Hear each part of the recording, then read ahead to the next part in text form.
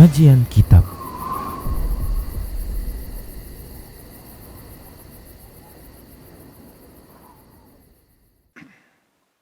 Bismillahirrahmanirrahim. Assalamualaikum warahmatullahi wabarakatuh. Innal hamdalillah nahmaduhu wa nasta'inuhu wa nastaghfiruh wa na'udzu billahi min shururi anfusina wa min sayyiati a'malina. Man yahdihillahu fala mudilla lahu ومن يضلل فلا هادي له أشهد أن لا إله إلا الله وحده لا شريك له وأشهد أن محمدا عبده ورسوله صلوات ربي وسلامه عليه وعلى آله وأصحابه ومن اهتدى بهديه واستنى بسنته إلى يوم الدين وسلم تسليما كثيرا أما بعد. إخواني وأخواتي kaum muslimin, kaum muslimat rahimani wa rahimakumullahu jami'a. Alhamdulillah,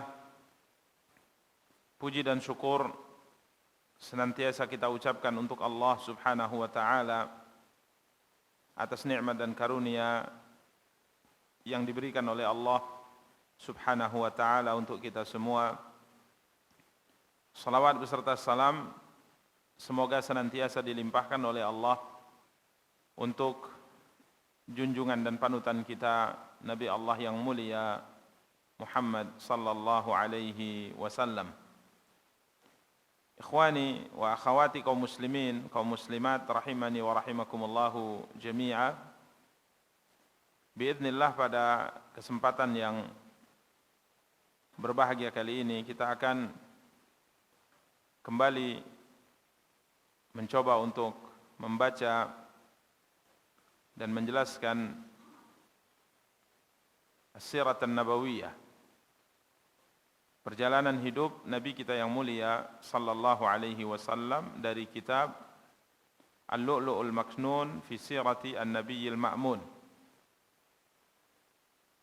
karya Syekh Musa bin Rashid Al-Azimi hafizahullahu taala. Para ikhwah dan akhwat yang dimuliakan dan dirahmati oleh Allah Subhanahu wa taala, pada pertemuan yang lalu kita telah sampai pada pembahasan tentang penawanan atau tertawannya Thumamah bin Uthal Al-Hanafi radhiyallahu ta'ala an. Setelah ditawan oleh satuan pasukan perang yang dikirim oleh Rasulullah sallallahu alaihi wasallam, yang pada saat itu beliau hendak menuju kota Makkah melaksanakan ibadah umrah.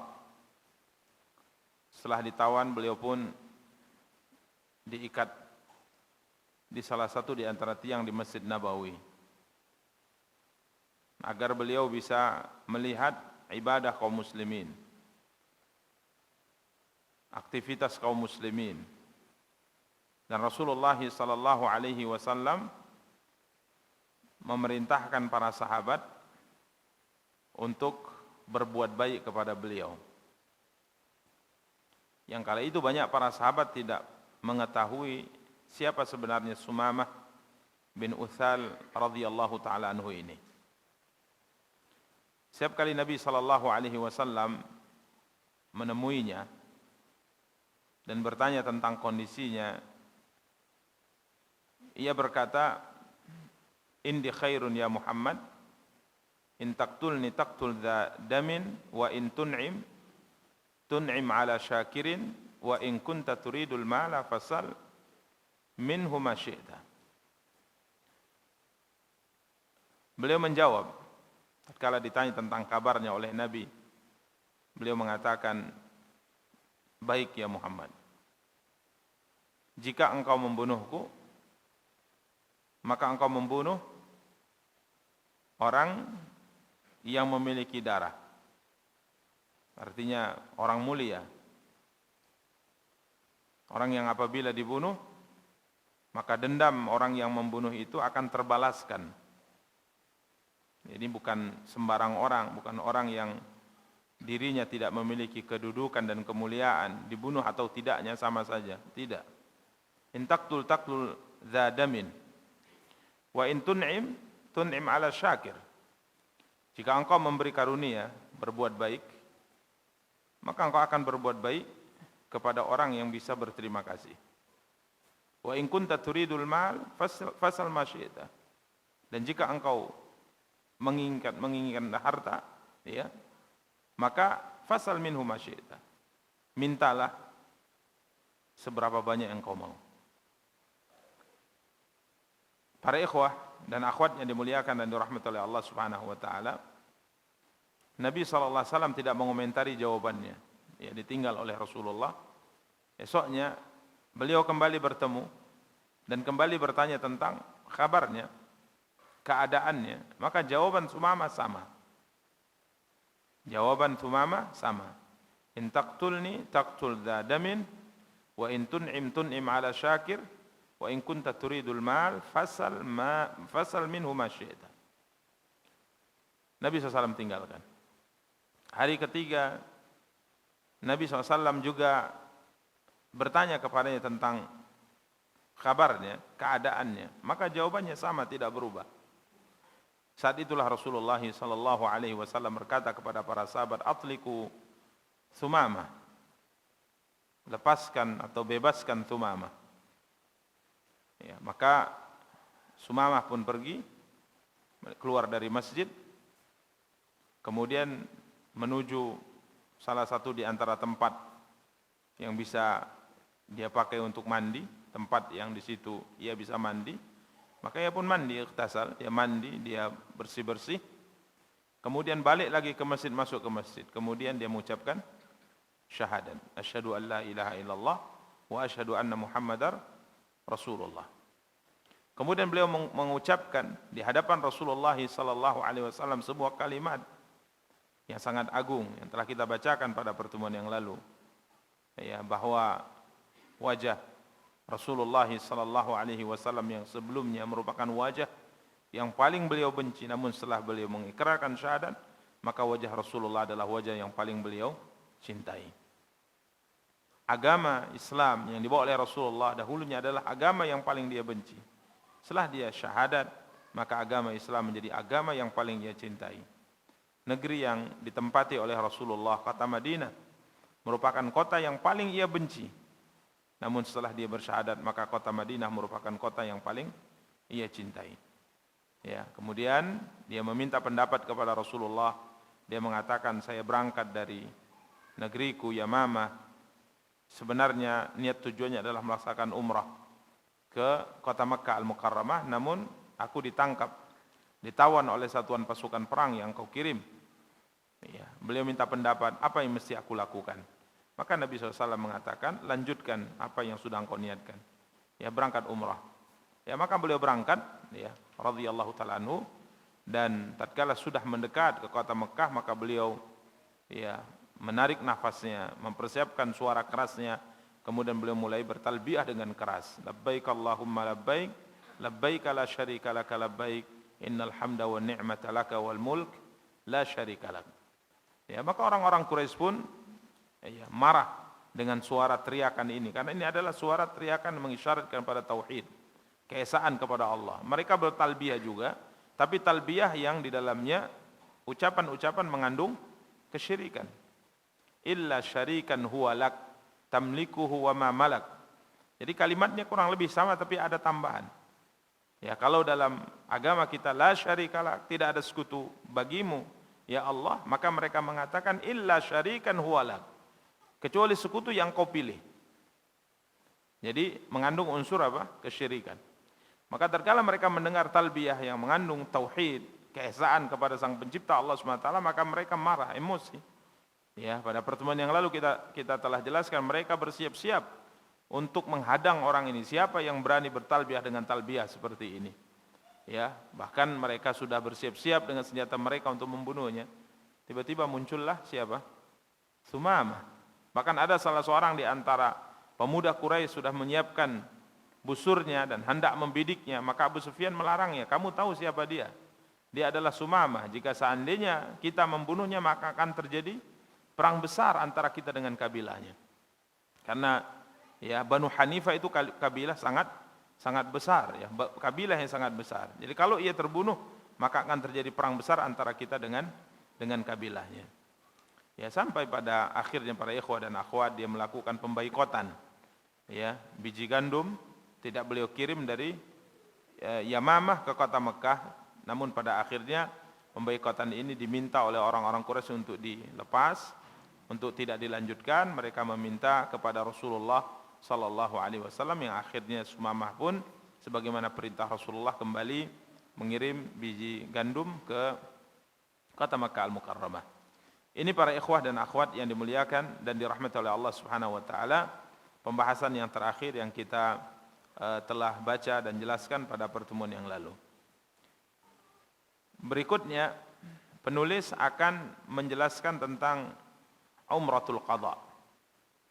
Umratul Qadha. Para ikhwah dan akhwat yang dimuliakan dan dirahmati oleh Allah Subhanahu wa taala, sebagaimana yang telah kita jelaskan pada pertemuan yang lalu, bahwa perjanjian Hudaybiyah yang terjadi pada bulan Dzulqa'dah tahun 6 Hijriah, ya. Perjanjian Hudaybiyah terjadi pada bulan Dzulqa'dah tahun 6 Hijriah. Di mana dalam perjanjian tersebut disepakati beberapa poin oleh kedua belah pihak, baik dari Rasulullah dan kaum muslimin maupun dari pihak orang-orang Quraisy yang diwakili oleh Suhail bin Amr. Di antara poin yang disepakati dalam perjanjian Hudaybiyah adalah yarji'u Muhammadun ammahu hadza fala yadkhulu Makkah. Wa idza kana al-'amul qabil dakhalaha al-muslimuna fa aqamu biha thalathan ma'ahum silahur rakibi wa hiya as-suyuf fil qurubi wa la tata'arradu Quraisyun lahum bi ayyi naw'in min anwa'il adza. Ini kesepakatan atau poin yang disepakati. Bahkan ini merupakan poin pertama yang disepakati. Muhammad dan sahabat-sahabatnya yarji'u amau hada. Tahun ini tidak boleh umrah, ya, tahun 6 Hijriah, bulan Dzulqa'dah. Jadi tidak boleh melaksanakan umrah. Padahal sebagaimana kita ketahui pada pembahasan Sulhul Hudaybiyah, Nabi berangkat dari kota Mekkah Al-Mukarramah berangkat dari kota Madinah menuju Makkah Al-Mukarramah, memang niat tujuannya apa? Umrah.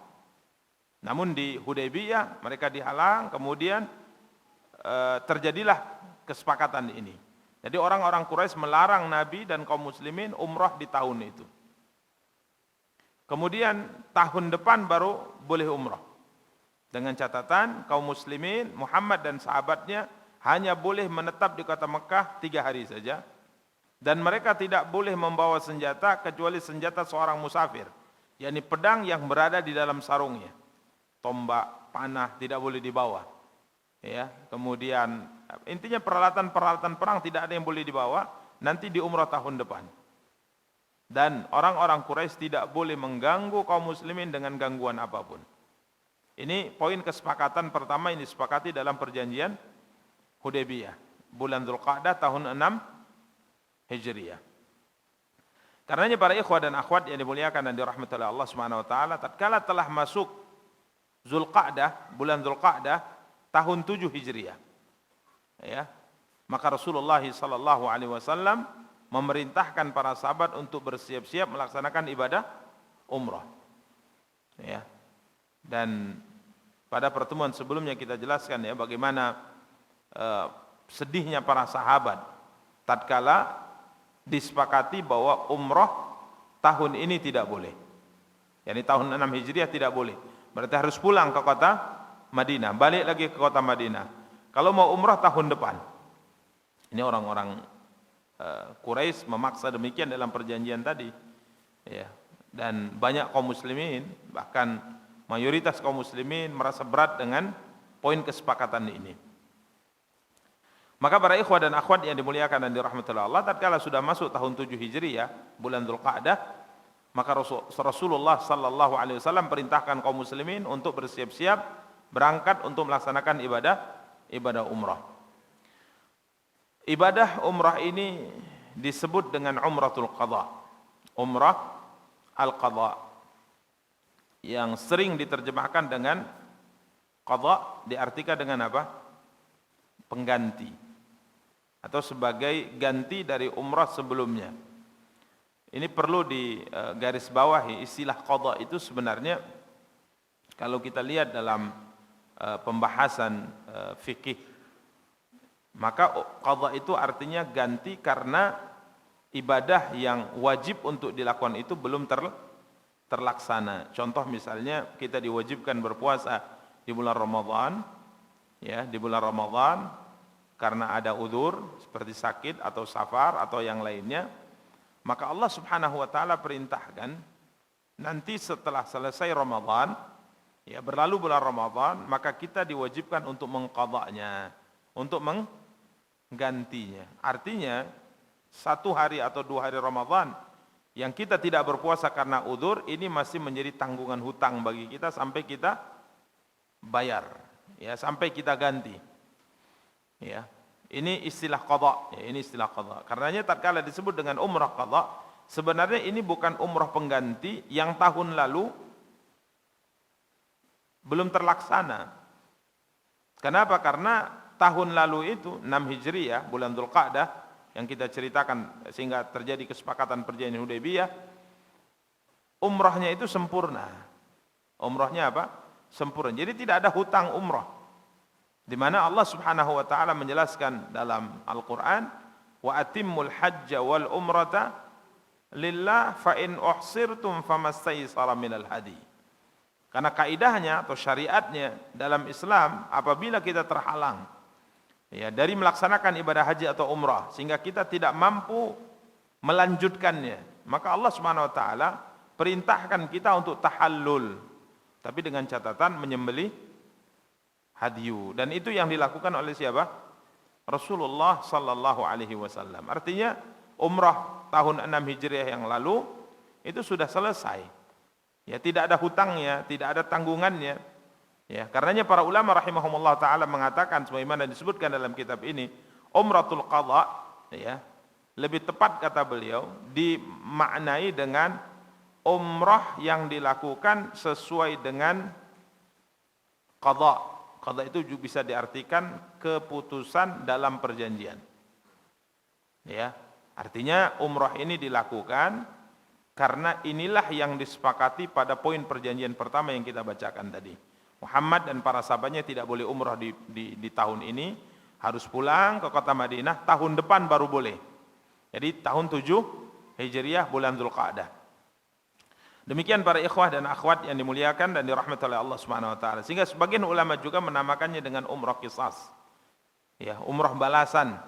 Ya, sebagai balasan kalau tahun kemarin dihalangi oleh orang Quraisy, tahun berikutnya Nabi dan kaum muslimin membalasnya untuk melakukan ibadah umrah. Jadi umrah ini disebut dengan umratul qadha. Para ikhwah dan para akhwat yang dimuliakan dan dirahmati oleh Allah, Rasulullah sallallahu alaihi wasallam keluar dari kota Madinah dengan para sahabatnya, ya, bersama dengan para sahabatnya, dan tidak ada seorang pun yang ikut dalam perjanjian Hudaybiyah yang absen kecuali yang telah meninggal dari kalangan mereka di peperangan Khaybar. Jadi semua yang ikut serta yang berjumlah 1.400 para sahabat yang ikut di perjanjian Hudaybiyah yang terhalang melaksanakan ibadah umrah tahun lalu, tidak ada yang absen dalam umratul qadha ini kecuali beberapa orang sahabat yang gugur di pertempuran Khaybar. Ya, kecuali para sahabat yang keluar di pertempuran Khaybar. Bahkan kalau sulh Hudaybiyah jumlah yang berangkat itu hanya 1.400, maka umratul qadha lebih. Disebutkan beliau berangkat dengan membawa rombongan sebanyak 2.000. Tidak dihitung ini anak-anak dan perempuan. Jadi 2.000 ini adalah para sahabat-sahabat yang sebenarnya siap terjun ke medan tempur. Ya. Para ikhwah dan akhwat yang dimuliakan dan dirahmati oleh Allah Subhanahu wa taala, Rasulullah SAW menunjuk wakil beliau untuk kota Madinah, Uwaif ibnul Adbad ad-Daili. Dan Rasulullah SAW membawa 60 unta untuk dijadikan sebagai hadyu yang akan disembelih di tanah haram. Ya, ini para ikhwah dan akhwat yang dimuliakan dan dirahmati oleh Allah Subhanahu wa taala. Kemudian dalam perjalanan umratul qadha ini Nabi sallallahu alaihi wasallam membawa senjata. Nabi bawa senjata. Ya, sebagai persiapan ya. Padahal yang disepakati memang tidak boleh membawa senjata kecuali pedang yang ada di dalam sarungnya, layaknya pedang yang dibawa oleh seorang musafir. Ya, seorang musafir itu berangkat hanya bawa pedang dahulu, hanya bawa pedang yang disarungkan, bahkan tidak membawa baju perang, baju besi, tidak membawa, tameng tidak ada di bawah. Jadi hanya boleh membawa pedang yang ada di dalam sarungnya. Namun dalam keberangkatan ini Rasulullah SAW membawa senjata perang, ya, tombak, panah, ya, kemudian tameng, baju besi, semuanya dibawa oleh Nabi SAW layaknya pasukan yang hendak berangkat ke medan tempur untuk mengantisipasi, ya, jika seandainya orang-orang Quraisy mengkhianati perjanjian.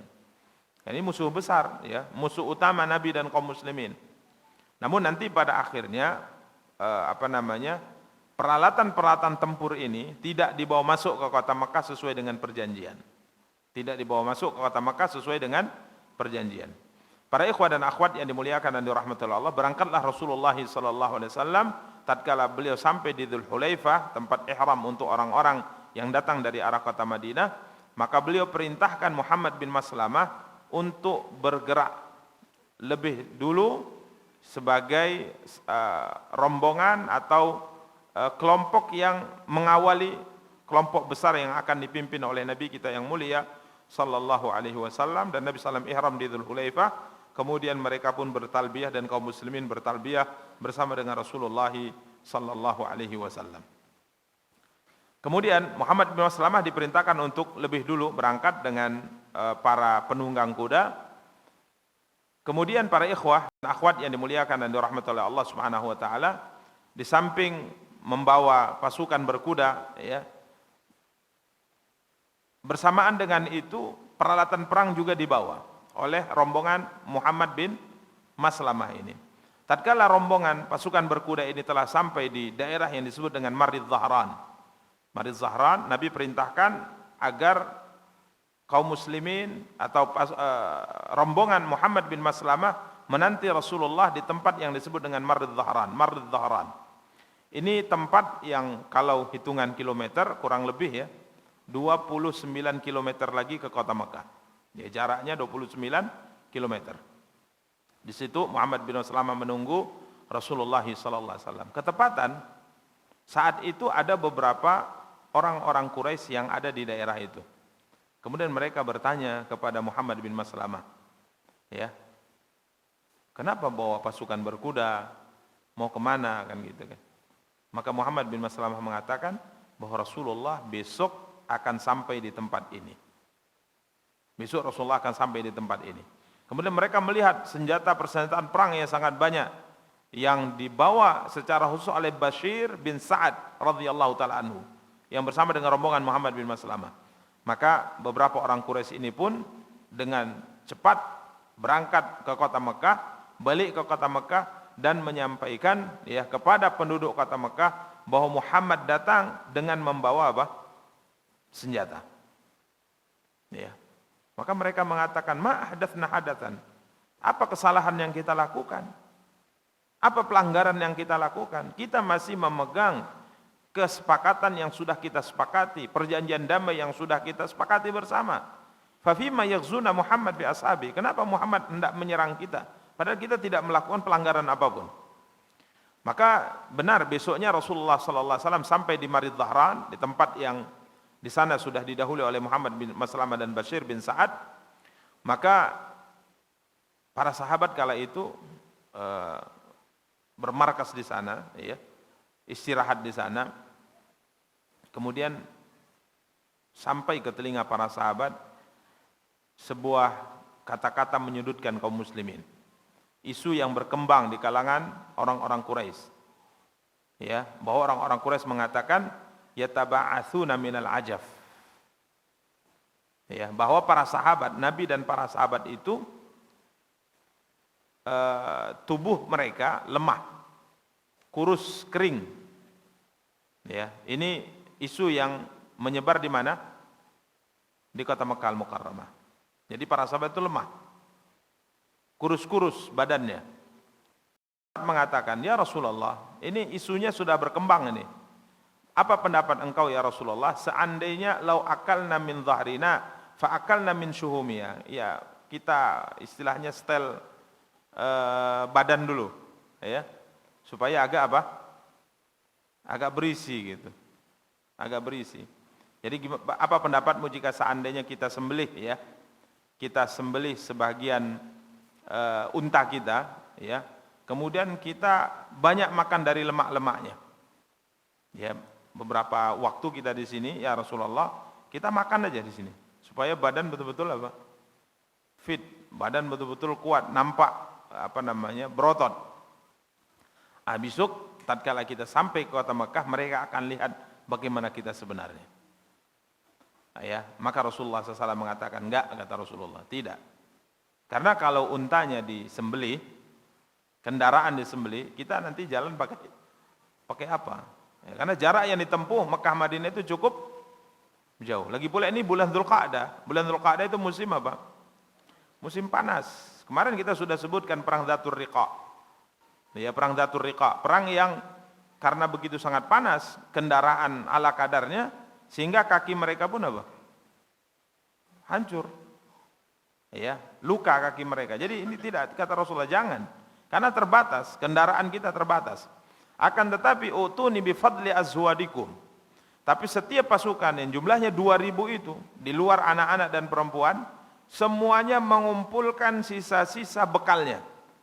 Coba kumpulkan sisa, dibukalah, ya, anta itu artinya tempat makan yang terbuat dari kulit yang cukup besar. Ya. Kalau sekarang mungkin istilahnya syufrah, ya. Yang biasa mereka kalau makan itu dialasi dengan apa? Dengan plastik.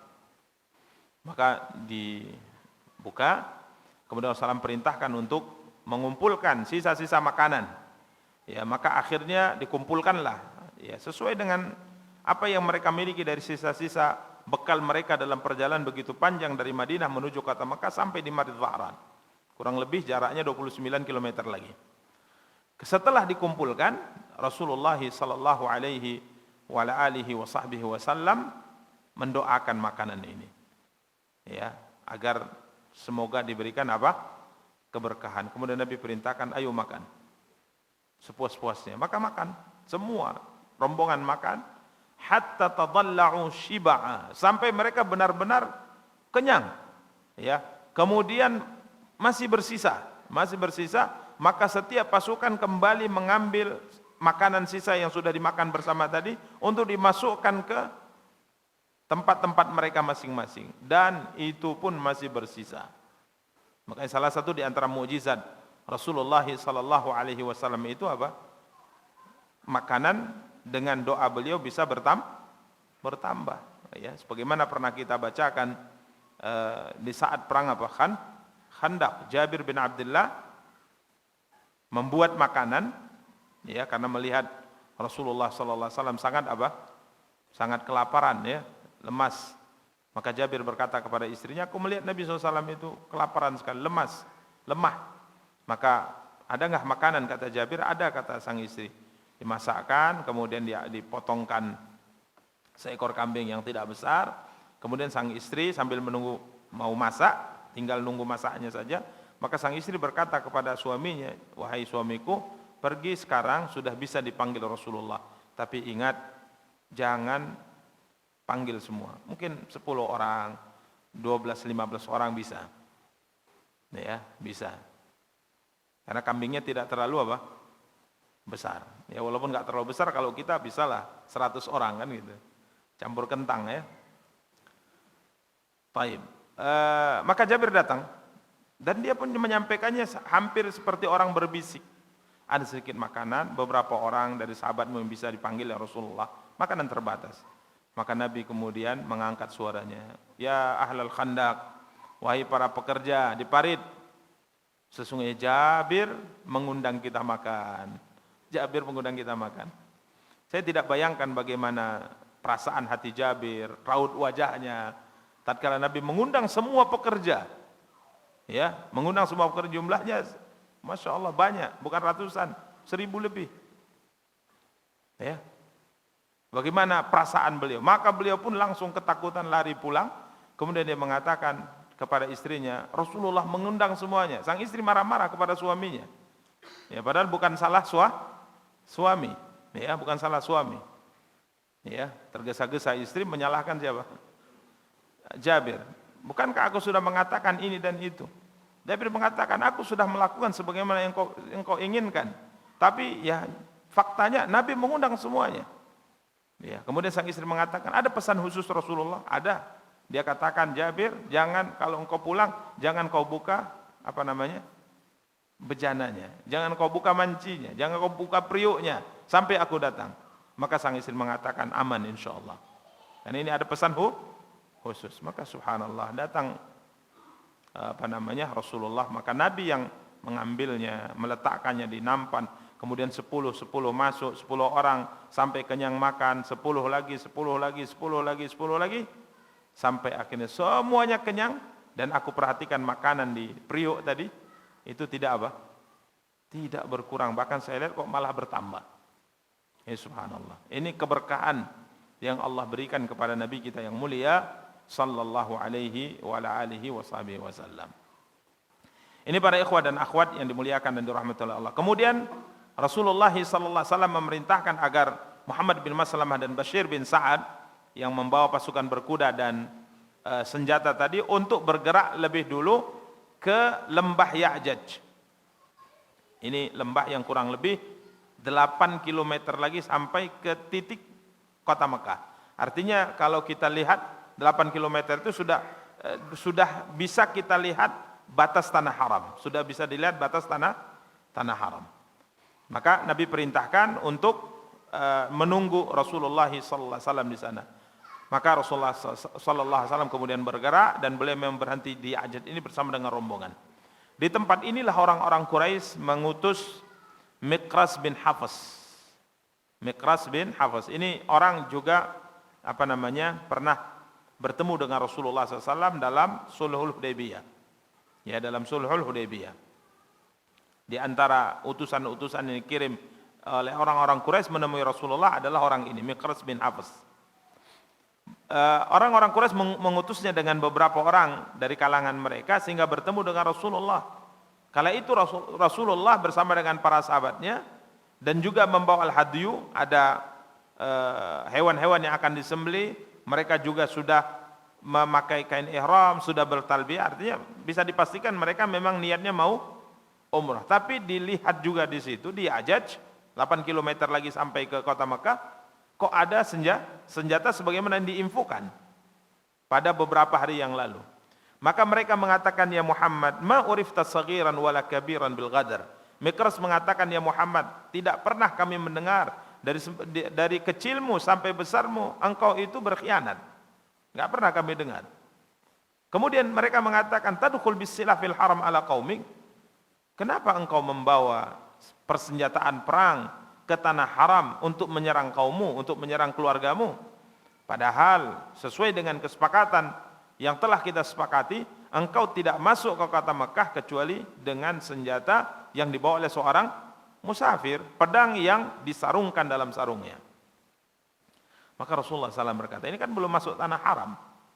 Belum masuk tanah haram. Jadi 8 kilometer lagi kota Makkah. Jadi kalau kita lihat itu sudah batas haram itu sudah terlihat, batas tanah haram sudah terlihat. Maka Rasulullah SAW mengatakan, inilah udkhilu alaihimus silah. Ya, aku tidak akan masuk membawa senjataku ke kota Makkah Al-Mukarramah sesuai dengan kesepakatan. Maka apa kata Mikras? Ini yang kami kenal engkau sebelumnya ya Muhammad. Begini yang kami tahu tentang engkau. Baik dan selalu menepati janji. Ya, jadi diakui ya, sampai sudah sekian tahun bertempur pun mereka mengakui bagaimana akhlak kepribadian yang mulia yang dimiliki oleh siapa? Rasulullah sallallahu alaihi wasallam. Maka kemudian Mikras dan teman-temannya balik ke kota Makkah dan menyampaikan Muhammad akan masuk tidak membawa senjata dan dia masih sesuai ya menjalankan apa yang telah kita sepakati di tahun yang lalu. Kemudian para ikhwah dan akhwat yang dimuliakan dan dirahmati Allah, penduduk Makkah pun bersiap-siap untuk keluar dari kota Makkah. Mereka mengungsi ke gunung-gunungnya. Ada dua alasan. Alasan yang pertama karena takut penyakit. Karena takut tertular penyakit. Karena informasi yang sampai, yang menyebar di kalangan mereka bahwa sahabat Muhammad dan para sahabatnya ini membawa wabah. Ya, membawa wabah. Karena sebagaimana kita maklumi juga bersama bahwa Madinah itu sebelum datangnya Rasulullah terkenal dengan apa? Negeri yang penuh dengan wabah, banyak sekali wabah. Sampai Nabi SAW mendoakan agar wabah Madinah ini, penyakit Madinah ini diangkat oleh Allah SWT, dihilangkan oleh Allah, dipindahkan oleh Allah SWT. Akhirnya Allah kabulkan doa Nabi kita yang mulia sallallahu alaihi wa alihi wasallam. Jadi yang menyebar di kalangan orang-orang Quraisy bahwa sahabat Nabi dan beliau sallallahu alaihi wasallam itu penyakitan. Jadi takut mereka terkena wabah yang dibawa oleh para sahabat, dibawa oleh Nabi SAW, maka mereka pun mengungsi. Ada sebagian yang mengatakan bahwa tokoh-tokohnya yang mengungsi karena apa? Kebencian kepada Nabi dan kaum muslimin. Tidak rela ya melihat Nabi dan kaum muslimin masuk kota Makkah yang dulunya mereka diusir, ya, mereka diancam, yang dulunya bahkan nyawa mereka dihargai dengan nilai. Seperti Nabi SAW, kepala beliau dan Abu Bakar dihargai berapa? 100 ekor unta. Ya. Mereka tidak rela melihat orang-orang yang terusir dulunya ini kembali dalam kemuliaan, sehingga akhirnya tokoh-tokohnya yang mengungsi tidak mau melihat. Tapi mereka sebarkan ya isu di kalangan penduduk kota Mekah bahwa mereka ini bawa wabah dan mereka ini lemah, orangnya kurus-kurus, krempeng, tidak ada tenaganya. Maka para ikhwah dan akhwat yang dimuliakan dan dirahmati oleh Allah Subhanahu wa taala, Nabi kita yang mulia sallallahu alaihi wa alihi wasallam masuk kota Mekah, kiranya ada banyak penduduk kota Mekah ya. Banyak penduduk kota Mekah yang ingin tahu sebenarnya bagaimana sebenarnya kaum muslimin itu. Karena biasanya orang kalau ditakut-takuti malah pingin tahu ya, penasaran. Makanya kadang ada cara orang untuk agar dilirik, pedagang di pinggir jalan malah dilarang yang kita lihat kan gitu kan. Jangan lihat ke kanan, jangan lihat ke samping. Ya jadi lihat jadinya. Ya, ini subhanallah, memang manusia seperti itu. Semakin dilarang biasanya pingin tahunya semakin apa? Semakin besar. Jadi banyak sekali yang pingin penasaran sebenarnya. Betul kurus tidak mereka ini? Betul lemah tidak mereka ini? Jadi bahkan disebutkan banyak di kalangan penduduk Makkah itu yang di jalan. Ya bukan menyambut, tapi penasaran. Sehingga Nabi dan kaum muslimin jumlahnya 2000 lebih itu masuk ke kota Makkah seperti disambut. Orang penasaran lihat gitu, nonton. Ya, Nabi dan sahabatnya. Para ikhwah dan akhwat yang dimuliakan dan dirahmati oleh Allah Subhanahu wa taala, Rasulullah SAW terus ya bertalbiyah masuk ke tanah haram, kemudian mendekati kota Makkah Al-Mukarramah dengan bertalbiyah, dan para sahabat mengelilingi Rasulullah SAW. Jadi Nabi SAW itu dijaga ya. Kenapa? Karena takut mungkin ada panah yang dilepaskan untuk membidik Rasulullah SAW. Jadi selalu terus dikawal oleh para sahabat ya posisi Rasulullah SAW. Sedangkan kala itu beliau naik unta, yang pegang tali kekangnya adalah Abdullah bin Rawaha. Abdullah bin Rawaha. Nah, Abdullah bin Rawaha ini terkenal penyair ya. Ya, bukan apa? Berarti antum mengikuti perkembangan. Abdullah bin Rawaha ini penyair terkenal sebagai seorang penyair. Jadi beliau pegang tali kekang unta Rasulullah SAW. Kemudian dia bersenandung, bersyair. Ya, khallu banil kuffari an sabilihi, khallu fakullul khairi fi rasulihi, nahnu darabnakum ala ta'wilihi kama darabnakum ala tanzilihi, darban yuzilul hama am maqilihi wa yudhilul khalila an khalilihi, ya rabbi inni mu'minun biqilihi. Saya kadang-kala ingin bacanya pakai senandung, tapi malu saja sama antum. Ya, karena kita di dalam pendidikan dulu di pesantren menghafal beberapa syair-syair disiplin ilmu-ilmu tertentu itu juga pakai nada. Pakai apa? Nada, tapi tidak pakai musik, pakai nada, tapi tidak pakai musik.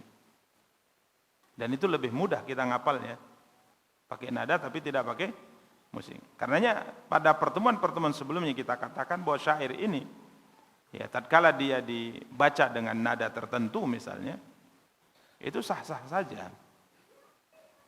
Kita sebutkan kemarin, bahkan sebelum yang antum sambung tadi viral, kita sebutkan bahwa orang-orang Arab kalau melakukan perjalanan malam hari naik unta, itu mereka biasa bersenandung untuk menyemangati yang bergerak atau yang berjalan, rombongan, bahkan juga menyemangati untanya juga gitu. Jadi untanya itu kalau yang nuntun itu bersenandung, dia pun semangat jalannya.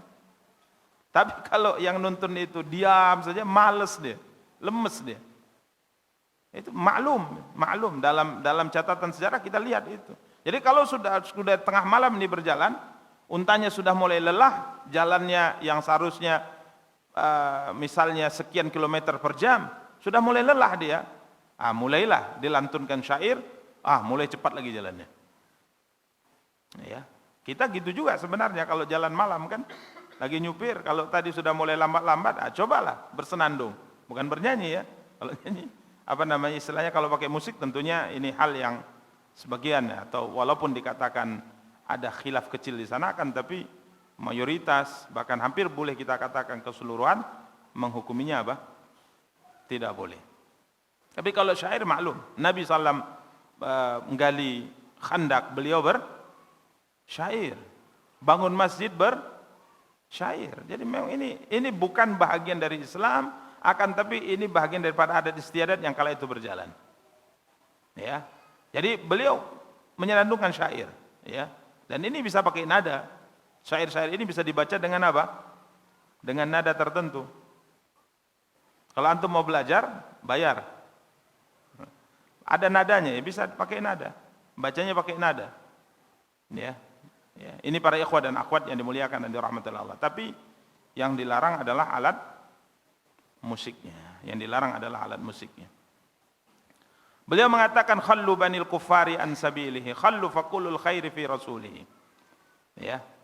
Nahnu darabnakum ala ta'wili. Kami membuat kalian susah dengan ta'wil ayat Al-Qur'an atau bukti nyata dari ayat Al-Qur'an yang dibacakan oleh Nabi SAW. Jadi beliau itu bersenandung syair dengan suara keras agar didengar oleh orang-orang kafir Quraisy.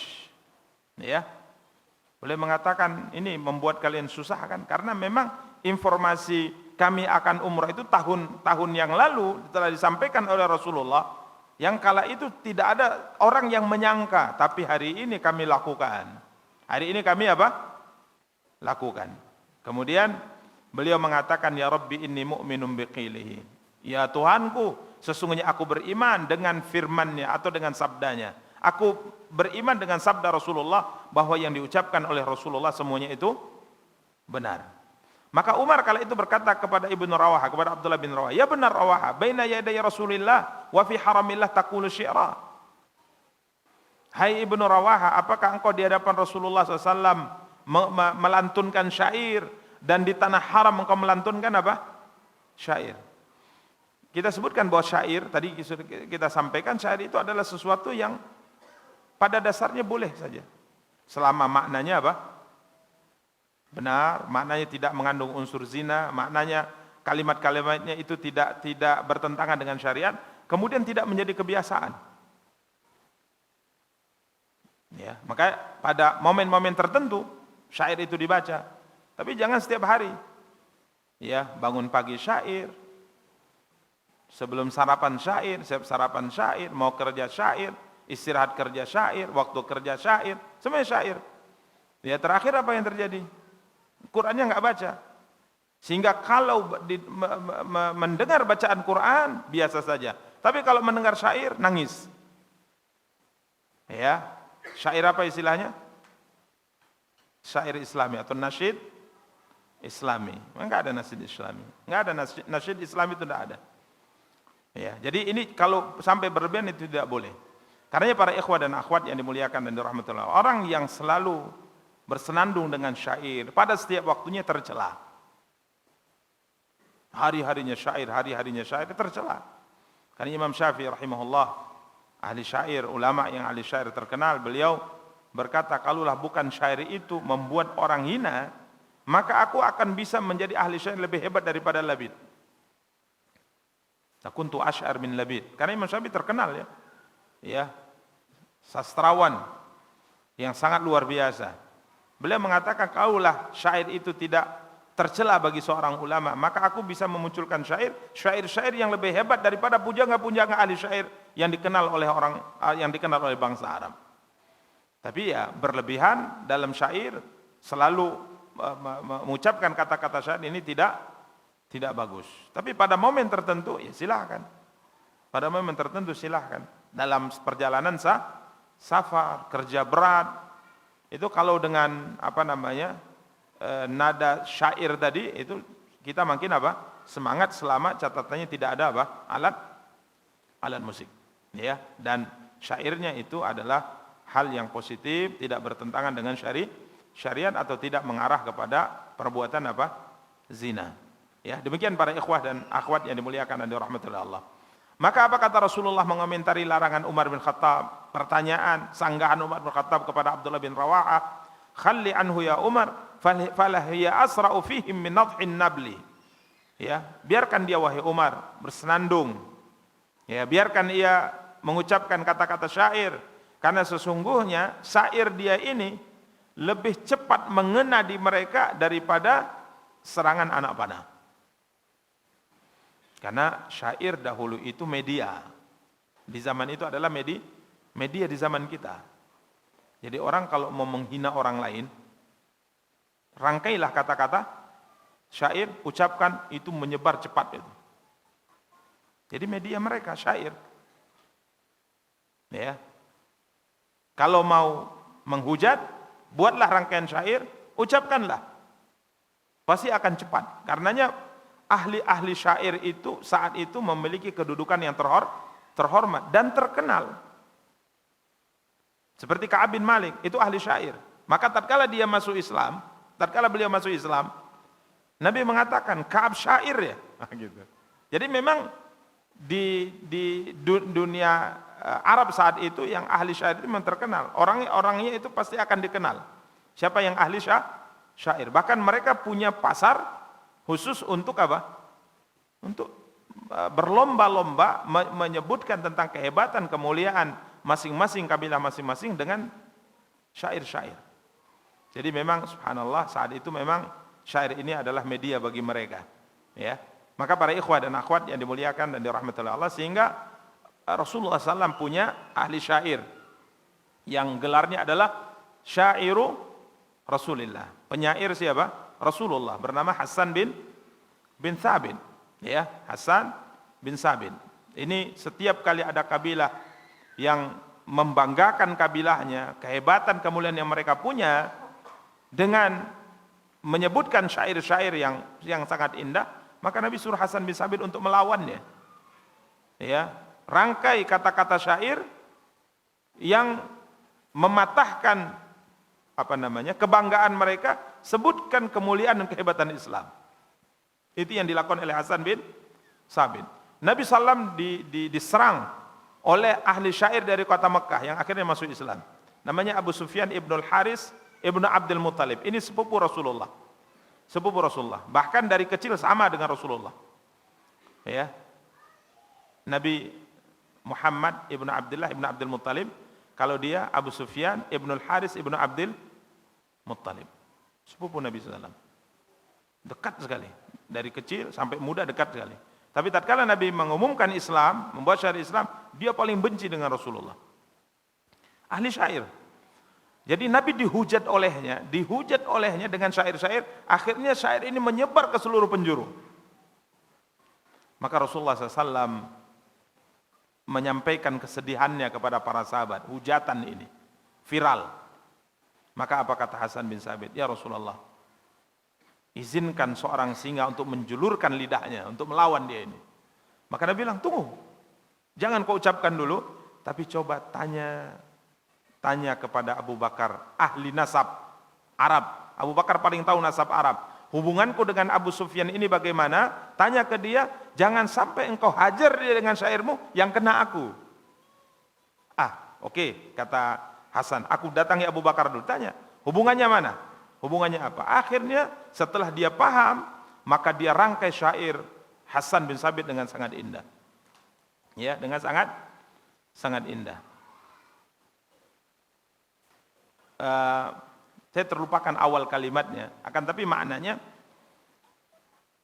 engkau hajauta Muhammadan walastalahu bikuf'in. Beraninya engkau menghujat Muhammad, menghina Muhammad, padahal engkau dengan Muhammad itu tidak satu kufu. Ya, tidak satu kufu. Mulai disebutkan keutamaan Muhammad, kehinaan dia dan sebagainya, tapi sama sekali tidak menodai garis keturunan yang bersatu antara Nabi dengan Abu Sufyan ini. Sampai akhirnya beliau masuk Islam, tapi Nabi kala itu karena banyaknya syair yang beliau rangkai untuk menghujat Rasulullah SAW, sampai Nabi berpaling tatkala dia datang. Nabi berpaling gitu. Artinya ini orang yang paling dekat dari kecil sama, dewasanya sama, tapi kalaulah saatnya dia tidak mau beriman, tapi jangan seperti itu kalilah kan gitu kan. Sehingga Nabi berpaling. Ya, tidak mau menerimanya. Maka Abu Sufyan datang kepada Ali bin Abi Thalib, sepupunya yang lain. Dia sampaikan, Ali, sungguhnya Nabi Muhammad melakukan ini dan ini padaku. Nabi melakukan ini dan padahal aku sudah masuk Islam. Maka Ali mengatakan, katakan di hadapanmu sebagaimana dikatakan oleh saudara Yusuf kepada Yusuf. Saudara Yusuf pada Yusuf, walaupun kesalahannya sangat luar biasa terhadap Nabi Yusuf, tapi mereka mengucapkan kata-kata yang membuat Nabi Yusuf memaafkan semuanya. Qalu tallahi laqad atharakallahu alaina wa in kunna laqatiin. Sungguh Allah telah muliakan engkau dari kami ngaku salah. Biasanya Nabi itu kalau ada orang yang mengucapkan kata-kata yang baik, dia pasti akan membalasnya yang lebih baik. Ucapkan ini di hadapan beliau. Maka dia datang lagi kemudian mengatakan, tallah laqad atharakallahu alaina wa in kunna lakhatiin. Maka langsung Nabi mengatakan sama seperti jawaban Nabi Yusuf, la tathriba alaikumul yawma yaghfirullahu lakum wa huwa arhamur rahimin. Akhirnya diterima oleh Rasulullah sallallahu alaihi wasallam dan dia menjadi sahabat luar biasa. Tatkala di perang Hunain, nanti insyaallah kita sampai di perang Hunain, banyak sahabat lari karena serangan tiba-tiba dari suku Hawazin. Maka di antara yang tidak lari dari medan pertempuran sejengkal pun adalah Abu Sufyan bin Haris bin Abdul Muttalib radhiyallahu taala. Jadi kembali bahwa syair itu adalah media mereka saat itu sebagaimana media kita saat ini yang kita pahami. Demikian para ikhwah dan akhwat yang dimuliakan dan dirahmati oleh Allah Subhanahu wa taala. Kemudian Rasulullah SAW masuk ke kota Mekah. Kemudian masuk ke Masjidil Haram, sallallahu alaihi wa alihi wa sahbihi wasallam. Kemudian beliau masuk dari pintu Bani Syaibah, beliau masuk, kemudian beliau tawaf. Beliau awali tentunya tawafnya diawali dari rukun Hajar Aswad, ya, dari rukun Hajar Aswad. Sedangkan tokoh-tokoh Quraisy dan banyak orang-orang Quraisy berada di gunung melihat, dan posisi mereka itu berada di posisi antara rukun Yamani dengan Hajar Aswad. Antara rukun Yamani dengan Hajar Aswad. Kala itu Nabi SAW memerintahkan para sahabat untuk ittiba, menampakkan bahu sebelah kanan, ya, untuk menampakkan ototnya.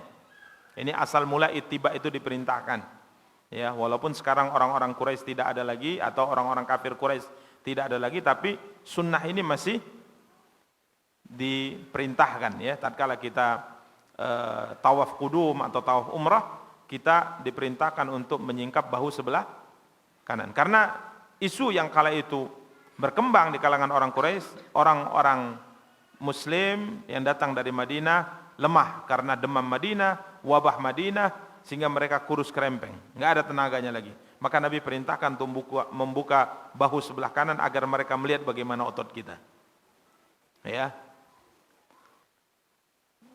Taib. Kemudian para ikhwan dan akhwat yang dimuliakan dan dirahmati Allah, Nabi perintahkan untuk berlari-lari kecil di posisi yang bisa dilihat oleh mereka. Jadi tidak semua putaran.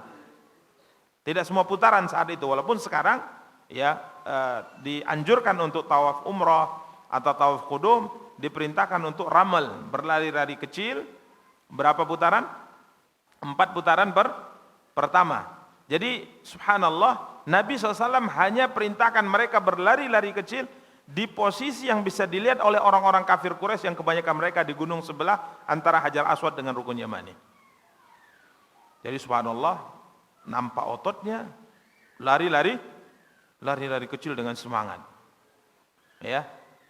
Maka apa kata mereka? Ini orang yang kalian sebut. Ini orang yang isunya lemah karena demam Madinah.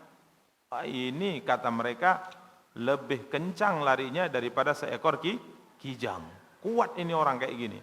Ya, karena otot mereka juga nampak. Makanya para ikhwah, di hadapan orang kafir kita mesti menampakkan kekuatan kita. Jangan malah menunjukkan kelemahan. Jangan terbalik, di depan kaum muslimin tampakkan otot kekuatannya, depan orang kafir disembunyikan, terbalik. Ya, ini para ikhwah dan akhwat yang dimuliakan dan dirahmati oleh Allah Subhanahu wa taala. Kemudian setelah selesai Rasulullah sallallahu alaihi wasallam tawaf, jelas beliau melakukan salat di belakang makam Ibrahim 2 rakaat, dan beliau terus dikawal, ya, dipagar betis oleh para sahabat supaya kalau ada tiba-tiba mungkin anak panah itu tidak mengena kepada siapa? Rasulullah SAW. Kemudian Nabi sa'i antara Safa dan Marwah, dan beliau juga masih menaiki kendaraan. Jadi tawafnya naik unta, sa'inya juga naik naik unta. Ya, jadi tawaf naik kendaraan ya nggak ada masalah. Ya, karena ada sebagian misal beranggapan bahwa kalau tawaf di lantai sekian naik skuter itu pahalanya kurang. Yang pahalanya banyak itu kalau di bawah. Ya. Karena kita jalan kaki, Ustaz. Kalau naik skuter itu kan enaknya tinggal gas aja jalan. Maka Nabi SAW tawafnya naik naik unta. Ya. Jadi tidak ada masalah, ya, tidak. Apalagi kalau seandainya dibutuhkan. Ya, apalagi kalau seandainya dibutuhkan, ya. Ini tidak mengurangi pahala insyaallah taala. Apalagi memaksakan tatkala kondisinya sangat padat, ya. Sudah ditutup akses untuk masuk ke lantai bawah yang langsung di Ka'bah oleh petugas, masih maksakan juga. Enggak afdol kalau enggak di bawah gitu. Ya. Padahal di bawah sudah sangat Sangat padat, tidak memungkinkan. Ya kita tawaf sesuai dengan ini. Tapi kalau kaitannya dengan perasaan, ini memang benar. Kayaknya kurang sreg Ustaz ya. Kalau perasaan ya memang ya kurang seru ya. Apalagi kalau di atas itu kan tidak melihat langsung. Kalaupun melihat agak ke bawah baru nampak. Tapi kalau di bawah perasaannya bagaimana kan gitu kan.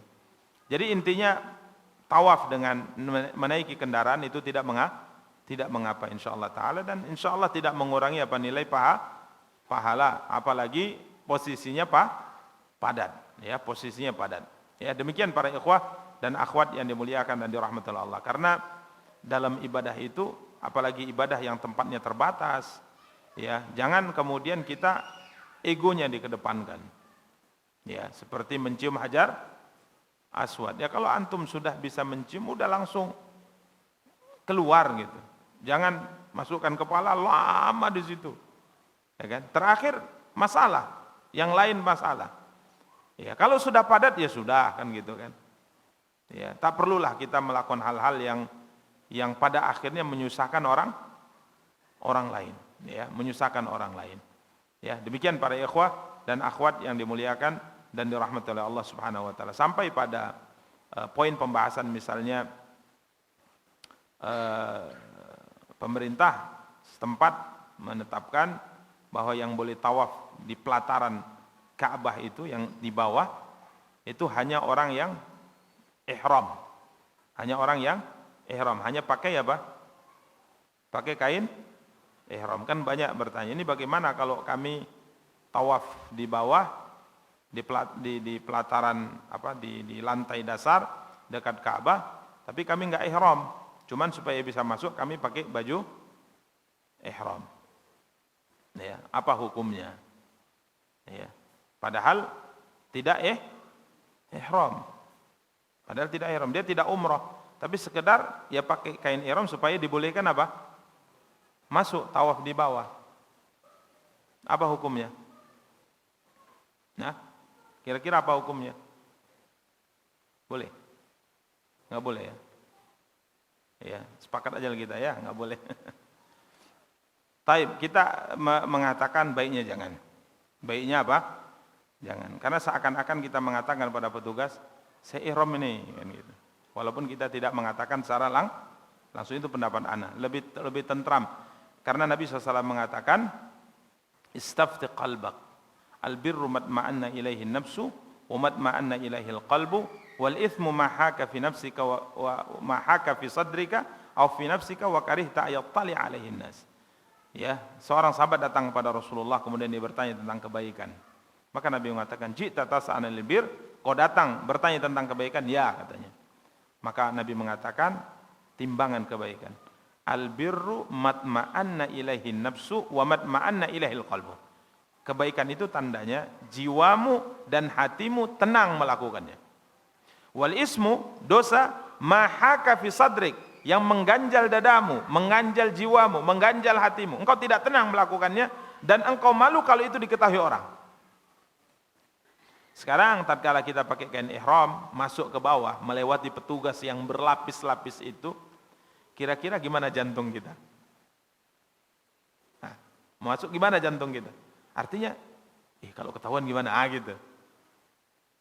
Kalau dicek, ditanya, gimana? Ya, ini bagaimana? Saya pernah melakukannya, tapi bukan niat mau mengelabui, tidak. Tapi ada satu jemaah yang qaddarallah haid, ya, perempuannya haid, istrinya haid, kemudian selesai suci, maka kita katakan pada suaminya, "Pak, tuntunnya, karena saya nggak bisa masuk." "Ya Ustaz, nggak bisa lah, saya sendiri." "Ya, kan kemarin sudah melaksanakan." "Nggak bisa." Ya sudah, terpaksa saya pakai kain ihram untuk mendampingi suaminya, mengajarkannya dan istrinya. Ya, tapi saya katakan saya sampai selesai, saya ajarkan mungkin berapa putaran, saya tunggu berapa putaran, saya tunggu. Jadi waktu lewat itu memang agak berhenti juga jantung kita kan. Ini kalau ketahuan gimana kan gitu kan. Tangkap, mau mana? Antum umroh ya? Kan apa mau dikatakan gitu kan. Tapi alhamdulillah lewat kan gitu. Jadi ini pasti ini mau masuk Karena pintu hanya untuk orang ihram saja. Al-birru matma'anna ilaihi nafsu wa matma'anna ilaihi al-qalbu wal ithmu ma haka fi nafsik aw fi sadrik wa karihta ayattali alaihin nas. Engkau benci, engkau tidak mau, itu akan dilihat oleh orang. Kalau itu malah takut kalau ketahuan gitu. Takut kalau apa? Ketahuan. Makanya kita katakan ya lebih bagusnya, walaupun terlepas dari sebagian yang mengatakan boleh dan sebagainya, tapi kalau kita mengatakan lebih aslam, jangan kita lakukan. Ya kalau mau tawaf di mana? Di atas. Atau naik skuter malah lebih enak gitu. Walaupun harus mengeluarkan apa? Modal. Pahalanya gimana Ustaz? Sama. Nabi saja naik apa? Naik unta. Tapi enggak seru Ustaz. Ada. Kalau enggak seru terserah kaulah. Ya kan? Kalau enggak seru, ibadah bukan masalah seru tidaknya. Ya. Kalau mudah pahalanya dapat, kenapa mesti dipersusah? Ya. Demikian para ikhwah dan akhwat yang dimuliakan dan dirahmati oleh Allah Subhanahu wa taala. Taib. Kemudian selesai itu beliau sa'i Safa Marwah, masih naik kendaraan. Kemudian beliau selesai dari ibadah umrah, beliau menyembelih al-hadyu, hewan atau unta yang beliau bawa, 60 unta yang beliau bawa dari kota Madinah untuk disembelih dan dibagikan kepada orang-orang fakir di tanah haram.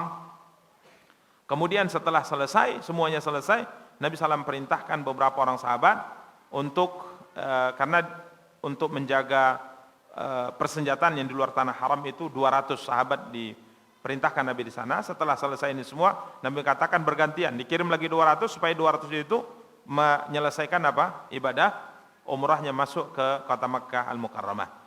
Demikian para ikhwah dan akhwat yang dimuliakan dan dirahmati oleh Allah, Nabi menetap di dalam kota Makkah selama tiga hari.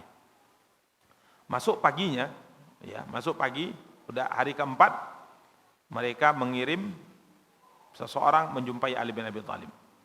Maka dia berkata, ini orang ini mengatakan, sampaikan kepada temanmu itu, Muhammad, sudah habis masanya, suruh keluar dari kota kami ini.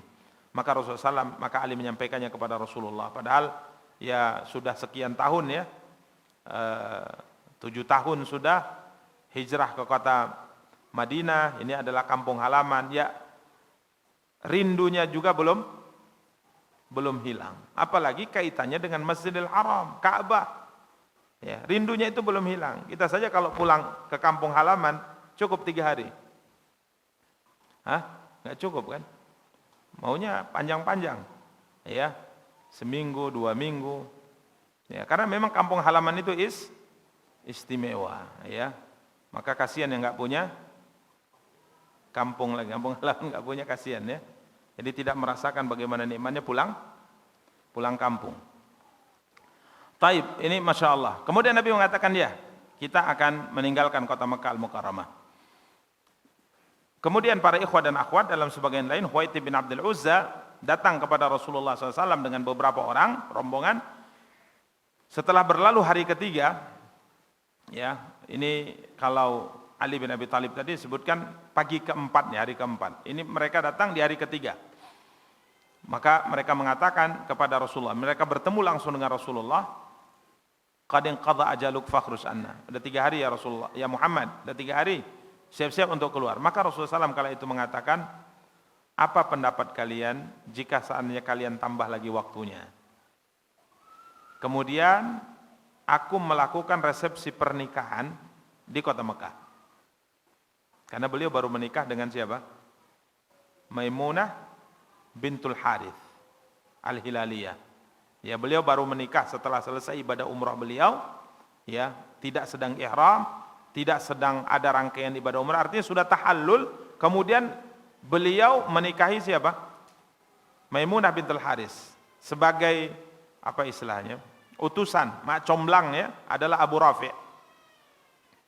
Jadi Maimunah ini adalah saudari kandungnya Ummul Fadl, istrinya Al-Abbas bin Abdul Muttalib radhiyallahu taala anhu. Jadi Rasulullah SAW mengatakan seperti ini kepada mereka, Huwaitib bin Abdul Uzza dan rombongannya, apa pendapat kalian jika seandainya tambahlah berapa hari lagi, Kemudian saya akan buat pesta, acara pernikahan. Kemudian saya undang kalian semua, kita buatlah acara. Saya undang kalian semua, kita makan besar. Ini tawaran Rasulullah. Maka apa kata mereka? Enggak butuh kami makananmu. Kejam ya. Kejam. Belum tahu mereka siapa sih Rasulullah. Ya, sampai akhirnya mereka masuk Islam, nyesel mereka ya. Fakhruj anna, enggak butuh kami undangan makananmu itu. Yang penting keluar, waktunya sudah habis. Maka terpaksa Nabi membawa Maimunah bintul Haris. Ini belum ada pernikahan, belum ada walimah, belum ada walimah. Terpaksa lah, baru akad ya, terpaksa dibawa keluar. Kemudian Nabi SAW melakukan walimah di daerah yang namanya Sarif. Daerah yang namanya apa? Sarif. Demikian para ikhwah dan akhwat yang dimuliakan dan dirahmati oleh Allah Subhanahu wa taala. Nabi SAW bertanya tentang Khalid bin Walid. Mana Khalid bin Walid? Di mana Khalid bin Walid? Ini karena Khalid bin Walid ini tokoh yang terkenal dari Bani Makhzum yang sempat membuat porak-poranda barisan kaum muslimin di perang apa? Memang ahli strategi perang, handal di kalangan bangsa Arab. Khalid bin Walid digelari dengan apa? Saifullah. Baik sebelum Islam, apalagi setelah Islam. Karena tidak ada perang yang terjun Khalid padanya setelah Islam kecuali selalu mendapatkan apa? Kemenangan. Sampai pernah kita ceritakan di perang Uhud sedikit tentang Khalid bin Walid yang menyebar isu di kalangan barisan orang-orang Romawi dan Persia. Khalid ini dapat senjata dari langit.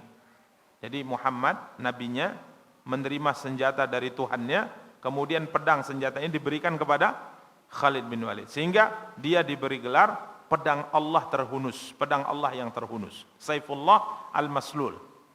Sehingga wajar orang mereka yakin Khalid kalau jadi komandan perang pasti kalah kita. Makanya kalau mereka mendengar siapa komandan pasukan perangnya, Khalid bin Walid udah nyerah saja kita. Karena memang strategi perangnya luar biasa. Bahkan kadang-kala karena keberanian beliau itu perang itu tanpa pakai baju besi beliau. Enggak ada pakai baju besi, enggak ada pakai topeng besi, terjun medan perang. Tapi subhanallah, keberanian beliau dalam pertempuran luar biasa, strateginya juga luar biasa. Apapun strategi jebakan yang dilakukan oleh musuh bisa dihadapi oleh siapa? Khalid bin Walid, ya. Sampai beliau pernah ditantang untuk minum racun, ya. Pernah ditantang untuk minum racun, membuktikan kebenaran agama kalian. Coba minum racun ini. Maka dia lihat, bismillah, saya minum. Apa kata wakil-wakil komandannya? Jangan, mati nanti engkau. Kalau mati siapa yang akan kita jadikan sebagai? Oh, dia mengatakanlah bismillah, diminum. Enggak mati. Ya, tapi itu Khalid bin Walid. Kalau kita jangan. Ya, kita insyaallah mati. Ya, insyaallah mati. Ya, ini karomah yang Allah berikan pada siapa? Khalid bin Walid. Jadi orang terkenal, ya Khalid bin Walid, penunggang kuda handal dari kalangan Bani Makhzum. Karena kabilah ini memang terkenal dengan kabilah-kabilah pasukan penunggang kuda terbaik di kalangan bangsa Arab. Bani Makhzum, ini kabilahnya Abu Jahal. Ya, kabilahnya Abu Jahal. Maka Nabi SAW bertanya-tanya, mana Khalid bin Walid? Ketepatan saudara kandungnya Khalid Muslim, ya, bernama Walid ibnul Walid. Walid ibnul Walid. Jadi Nabi SAW bertanya, ya,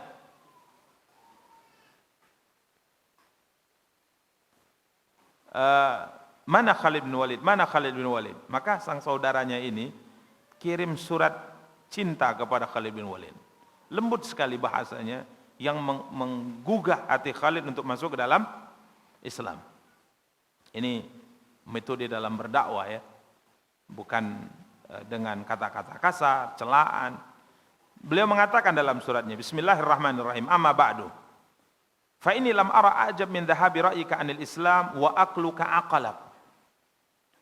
Tidak ada satu perkara wahai abangku yang paling aku heran melihatnya darimu adalah tidak bisanya engkau mencerna kebaikan agama ini, agama Islam. Akalmu telah membelenggumu. Padahal engkau ini bukan orang biasa ya. Wa mislul Islam yajhaluhu ahadun? Apakah agama seperti Islam tidak bisa dipahami kemuliaannya oleh seseorang? Enggak mungkin. Ini agama yang mulia, agama yang sesuai dengan fitrah. Qad sa'alani Rasulullah SAW, berkali-kali Nabi bertanya tentang engkau. Nabi bertanya, mana Khalid? Gimana kabar Khalid? Aina Khalid? Di mana Khalid? Berkali-kali Nabi bertanya kepadaku, mana abangmu Khalid itu? Mana abangmu Khalid itu? Faqultu ya'tillahu bihi. Yang bisa aku jawab, insya Allah dia akan datang ya Rasulullah. Itu saja yang bisa aku jawab. Rasulullah SAW berkata, ma mithluhu jahilal Islam.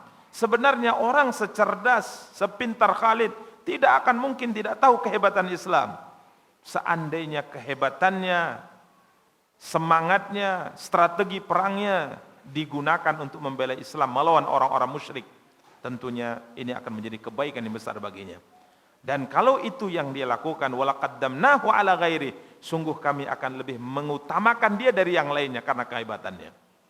Ini ucapan Rasulullah yang didengar oleh Walid bin Walid, adiknya Khalid bin Walid. Karenanya di akhir surat dia mengatakan, fastadrik ya akhi ma qad fataka. Karena itu wahai saudaraku, ya apa diterjemahkannya? Capailah sesuatu yang selama ini telah luput darimu. Ambil cepat. Selama ini telah luput. Ya, ini sudah tahun berapa? 7 Hijriah. Ya. Engkau orang hebat. Istadrik maqad fatak. Ya, tutupi, ambil apa yang selama ini telah terluput darimu. Waqad fatatka mawatinu salihah. Sungguh engkau telah tertinggal beberapa keadaan yang baik. Ya, dari awal sejarah Islam, tahapan-tahapan perjuangan Islam itu luar biasa. Pahalanya, janji keutamaannya telah berlalu itu.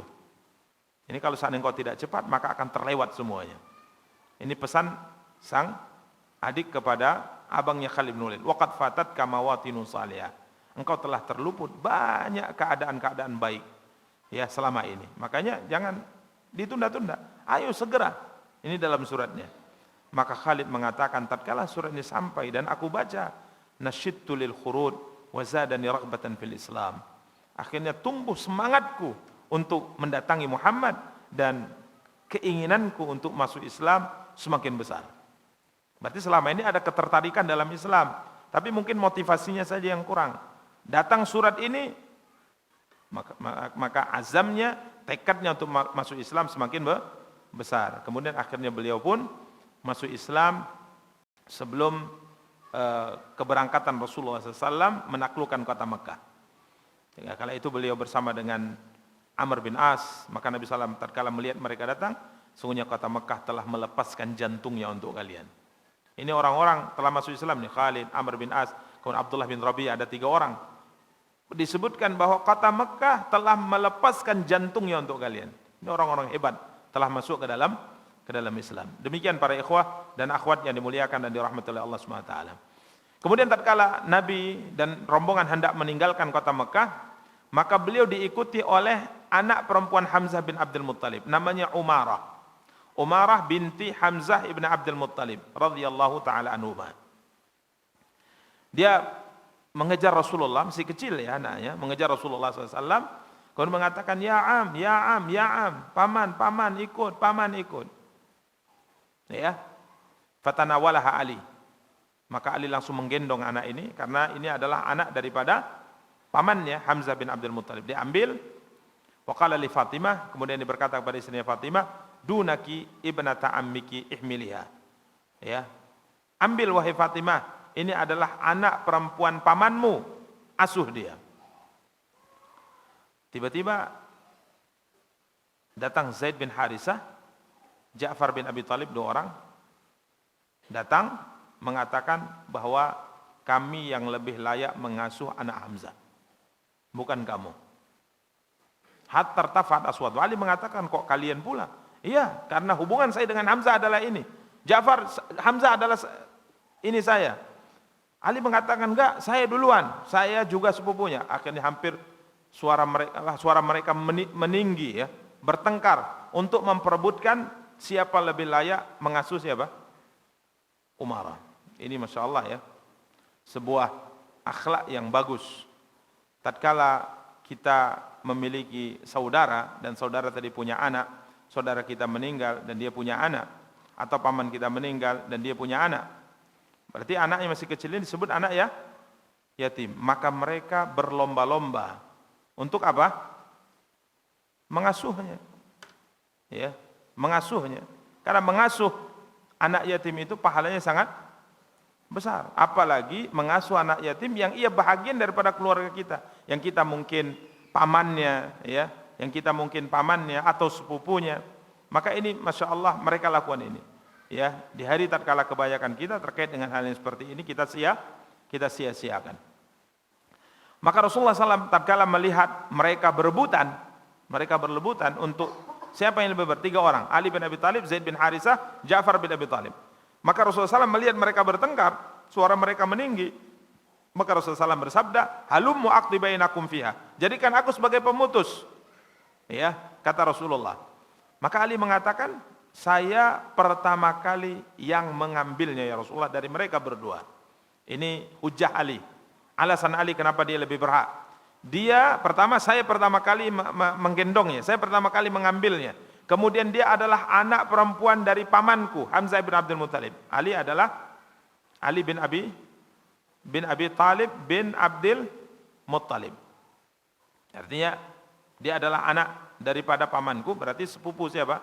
Ali bin Abi Talib. Wa indi ibnatu Rasulillah wa hiya aqubiyah. Dan istriku adalah anak putri Rasulullah. Ini yang ketiga. Jadi yang pertama aku pertama mengambilnya, kemudian dia ini Umarah adalah anak putri dari pamanku, kemudian istriku adalah anak putri engkau ya Rasulullah. Saya lebih berhak. Ja'far mengatakan, "Enggak, saya lebih berhak." Nabi mengatakan, "Kenapa? Engkau berpendapat engkau lebih berhak? Dia adalah anak pamanku." Sama seperti siapa? Ali bin Abi Thalib, "Khalatuha tahti." Bibi kandung anak ini istriku. Berarti lebih apa ini? Lebih kuat ya. Khalatuha tahti. Di sini disebutkan siapa bibinya dari pihak ibu Umarah, istrinya Ja'far, Asma bintu Umais. Asma bintu Umais. Yang tatkala Ja'far meninggal, ini wanita dinikahi oleh Abu Bakar radhiyallahu taala. Jadi anak pamanku dan istriku adalah bibi kandung dia. Adalah bibi kandung dia. Kemudian Nabi bertanya kepada Zaid, engkau bagaimana? Zaid bin Harisah, ada hubungan kerabat? Enggak ada hubungan kerabat. Tapi dia adalah anak saudaraku. Loh, saudara dari mana? Ya kan? Saudara dari mana? Kiranya Nabi SAW di kota Mekah itu mempersaudarakan beberapa sahabat dengan kawannya. Dipersaudarakan. Sama seperti persaudaraan antara Ansar dengan Muhajirin. Jadi ini Hamzah, engkau mempersaudarakan aku dengannya bagian saudara kandung. Jadi jelas ini adalah anak daripada saudaraku. Maka Rasulullah SAW mengatakan, sudah kata Rasulullah SAW, saya putuskan bahwa Umarah diasuh oleh Ja'far. Kenapa? Al-khalatu bimanzilatil Bibi kedudukannya seperti ibu. Ya, adapun engkau wahai Ali, menenangkan Ali karena kalah dalam tuntutan, anta minni wa ana mink. Engkau bahagianku dan aku adalah bahagianmu. Kemudian Nabi berkata kepada kepada Ja'far, asbahta khalqi wa khuluqi. Engkau mirip akhlaknya dengan akhlakku dan khuluq tubuh atau wajah ya mirip denganku, karena Ja'far bin Abi Thalib radhiyallahu taala itu dari sisi wajah mirip dengan siapa? Rasulullah SAW. Kemudian Nabi berkata kepada Zaid, anta akhuna wa maulana, engkau tetap saudara kami dan maula kami, budak yang pernah kami merdekakan. Jadi tetap engkau adalah bahagian daripada keluarga besar kami. Demikian para ikhwah dan akhwat yang dimuliakan dan dirahmati oleh Allah. Dan Umarah ini terus diasuh oleh Ja'far ya radhiyallahu taala anhu sampai beliau pun terbunuh di perang Mu'tah. Dan di perang Mu'tah tatkala beliau berangkat ke perang Mu'tah, beliau berwasiat, kalau saya gugur nanti, maka pengasuhan umarah hendaknya engkau pegang wahai Ali. Maka setelah Ja'far meninggal, pengasuhan umarah berpindah kepada siapa? Ali bin Abi Thalib, dan tetap diasuh hidup bersama dengan Ali bin Abi Thalib sampai ia dewasa. Kemudian setelah dia dewasa, orang-orang menawarkannya untuk dinikahi oleh Rasulullah. Nikahi saja Umarah ya Rasulullah. Maka Nabi mengatakan tidak bisa, karena ayahnya ini Hamzah sama-sama menyusu denganku kepada Suwaibah al-Aslamiyah. Jadi Hamzah itu adalah paman Rasulullah dan saudara sepersusuan Rasulullah. Jadi anaknya tidak boleh, tidak halal bagiku. Kemudian Rasulullah SAW mencarikan jodoh untuk siapa? Umarah, sampai akhirnya Rasulullah SAW menikahkan kepada anak asuh Nabi, yakni Salamah ibnu Abi Salamah. Ya, Salamah ibnu Abi Salamah, anaknya Ummu Salamah. Jadi disebutkan bahwa Salamah bin Abi Salamah inilah yang tatkala Nabi menikahi ibunya setelah Abu Salamah meninggal, yang menikahkan Nabi kepada kepada Ummu Salamah adalah anaknya ini, Salamah bin Abi Salamah. Maka Nabi mengatakan, apakah engkau mau menikah dengan Umarah? Maka sepakat, dinikahkanlah Umarah dengan Salamah bin Abi Salamah.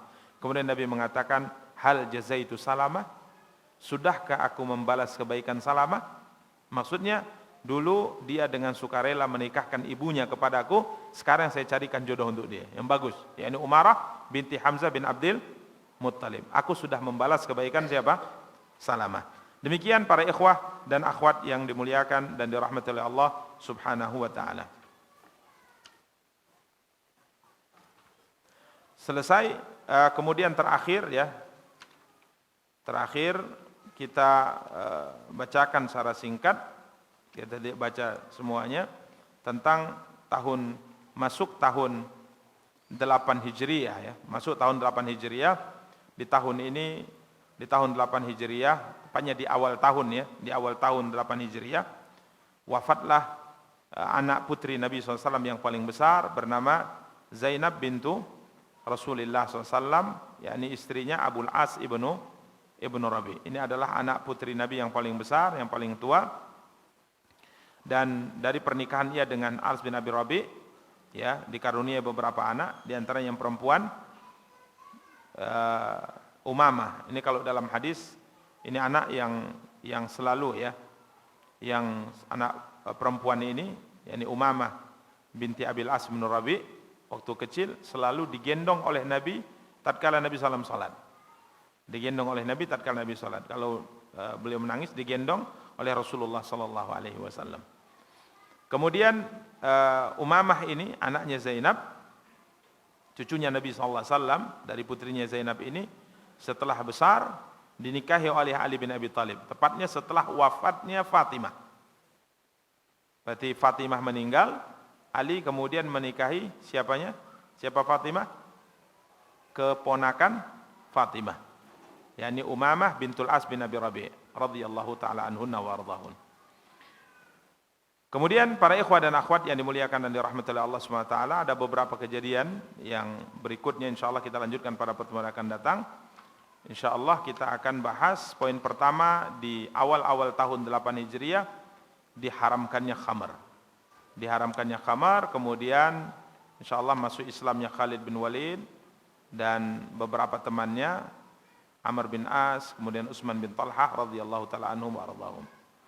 Demikian para ikhwah dan akhwat yang dimuliakan dan dirahmati Allah yang dapat kita sampaikan pada kesempatan yang berbahagia kali ini. Semoga ada faedahnya.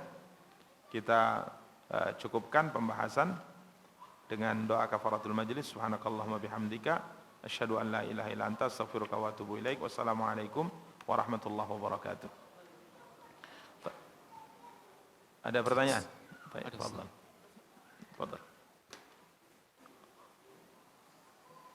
Baik, kalau ada pertanyaan silahkan. Masih ada waktu.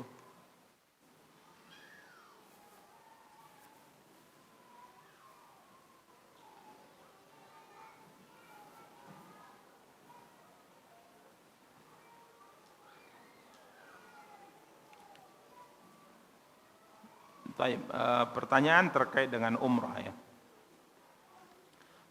Terkait dengan umrah, apa hukumnya seseorang yang melaksanakan ibadah haji atau umrah, melaksanakan umrah sunnah atau badal umrah untuk keluarganya yang sudah meninggal dunia?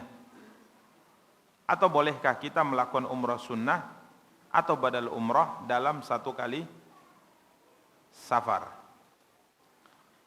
Ya, jadi bolehkah, ini mungkin pertanyaan yang pas ini yang terakhir ya, yang mencakup semua apa yang ditanyakan di awal. Bolehkah kita melakukan umrah sunnah atau badal umrah dalam satu kali safar? Para ikhwah dan akhwat yang dimuliakan dan dirahmati oleh Allah Subhanahu wa taala, melaksanakan beberapa kali umrah dalam satu safar, dalam satu perjalanan, ini merupakan perkara yang diperselisihkan oleh para ulama kebolehannya.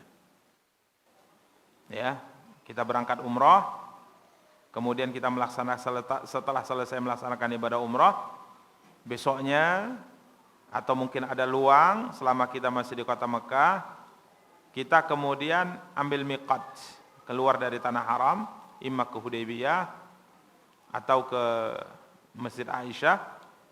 Ya, kemudian dari sana kita ambil miqat lagi, kemudian kita ihram, talbiyah, kemudian tawaf, kemudian sa'i, ta'alul. Ya. Ini apa hukumnya? Ini yang kita sebutkan bahwa para ulama berbeda pendapat. Ada yang berpendapat tidak boleh. Ya, tidak boleh. Artinya satu kali safar untuk satu kali umrah. Jadi kalau seandainya engkau ingin umrah lagi, ya udah pulang ke Indonesia, pulang sampai bandara daftar lagi. Ya, daftar lagi, bayar DP lagi untuk bulan depan. Ya, nanti balik lagi kalau mau umrah lagi daftar lagi untuk bulan berikutnya. Itulah yang bisa. Karena satu kali perjalanan hanya untuk satu kali umrah. Mereka berdalilkan dengan praktek yang dilakukan oleh siapa? Rasulullah sallallahu alaihi wasallam, di mana beliau sallallahu alaihi wasallam seperti dalam umratul qadha ini menetap berapa hari di Mekah? 3 hari. Apakah Nabi sallam melakukan umrah berkali-kali atau satu kali umrah itu saja? Padahal kerinduannya belum habis ya, dan ini dilakukan setelah sekian tahun terusir dari kota Mekah. Ya, jadi menurut sebagian para ulama tidak bisa ya umrah berkali-kali dalam satu kali safar. Satu kali safar, satu kali umrah. Ini pendapat yang pertama. Pendapat yang kedua mengatakan boleh. Ya, pendapat yang kedua mengatakan boleh.